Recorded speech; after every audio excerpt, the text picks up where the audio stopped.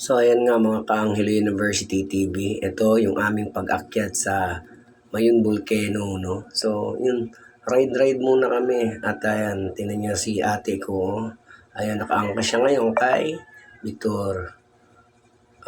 Nakaangka siya para yun, nag-i-enjoy din lahat. Ito naman si Batang, no? Siya naman ang nagda-drive sa amin para mabidyohan ko silang lahat. Kasi hindi po pwedeng humawak ako dyan ng sarili ko, no? Kasi pagka ako humawak, walang magbibideo. So, ako lang ang may record tuloy. Ayan yung aking ate, no? So, nakasakay siya kay Victor. Ayan, nag-i-enjoy din ninyo yung nasa likod, oh. Talagang nag enjoy lang habang nag-iikot-ikot. Ayan. So, yan, no? Ayan, dadaan na kami sa babatuhan. So, meron talaga dito talagang, guys, yung malubak na talagang matatagtag yung kuan mo.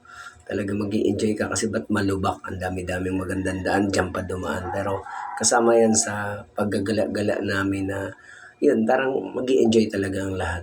Kaya kagaya niyan, dadaanan naman namin ng tubig. So, talagang ang tubig dito guys, oh, tingnan nyo.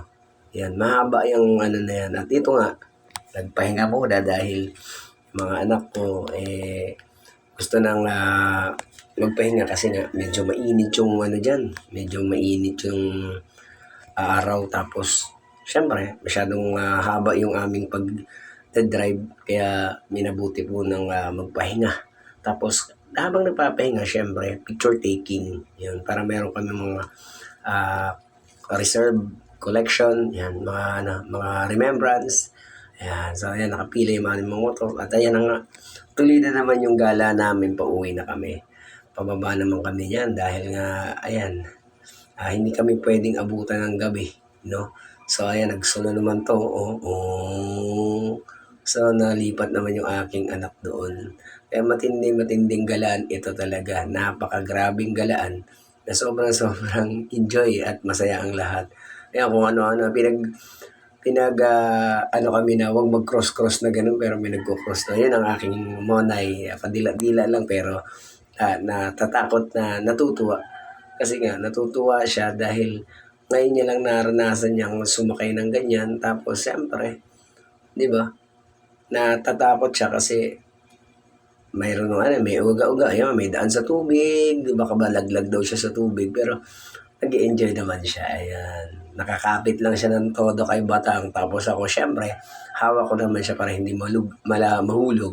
Tapos, at the same time, nahawakan ko rin yung cellphone kasi baka mahulog naman sobrang tagtag ng aming biyahe dyan.